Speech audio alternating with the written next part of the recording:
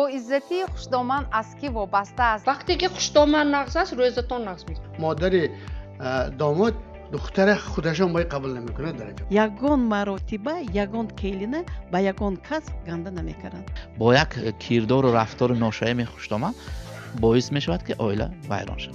دو تا بچه که بوده مهمانی آینده سانی تو کیما کلی میکنی؟ باید کلینه‌های این زمانه کوشش کنن که رضاگی همون خوشدامنشون رو کسب کنن.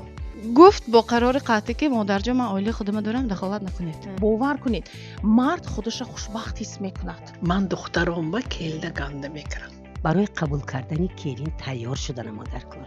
کلید دل پسرش شوهر در دست مادر او است. برای چی شما همون جنگ خوشدامن رو جنگ مادر قبول نمیکنید؟ صندوقش به اول حق خوب شده است ندانستیم انداخته فسانی.